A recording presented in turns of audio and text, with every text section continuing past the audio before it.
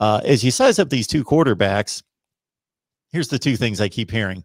That Cade McNamara's emerged more as a leader, is more in charge, more assertive, more aggressive, more in command.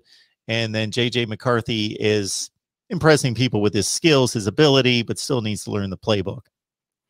Yeah, you're pretty spot on there. But one thing I will say is that Cade McNamara is coming in and kind of emerging as a leader, but it's not – JJ is not taking a back seat. JJ is coming in. He's confident and probably a little bit on the too confident side, which is understandable. He's a 5-star, top quarterback in the nation. That type of guy. IMG killed it at IMG. He's been the guy for how long now, right? His entire, upbringing. So he's coming in and he's not ready to sit in that second spot. He's taken out. He's coming for Cade McNamara. I think he thinks truly in his head and in his heart that he can do this job in the fall if it's given to him.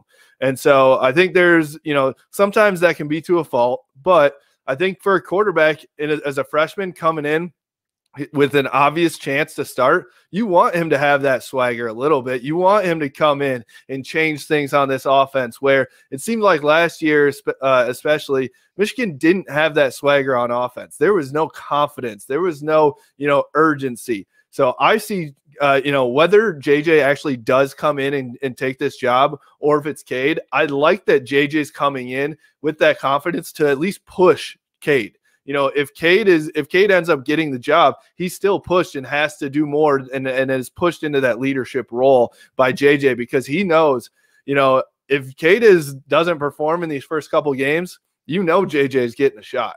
So I don't know who it's going to be. I don't think, in classic Harbaugh fashion, I'm betting that we won't know until that first snap in September. But I think that these guys are really duking it out, and I think they both have really great qualities. I would have to imagine that JJ, yes, needs to get to know the playbook better. That was the one thing that we talked about last fall. That was Cade's specialty. This is why Cade is so good, is because he knows that playbook in and out. And that is the one thing. He may not have the strongest arm. He may not have the legs all the time. He may not have the body, but he knows this playbook. And I think he's very smart, which sometimes you'll take the smart guy over the super talented guy, especially in college football. Exactly. If there's a number of throws to be made on the field, there are very few quarterbacks out there that can make every throw. So you give up a few throws for the guy that's going to make the right decision, make the right read, get you into the right play, all those sorts of things that need to be done. No question about that.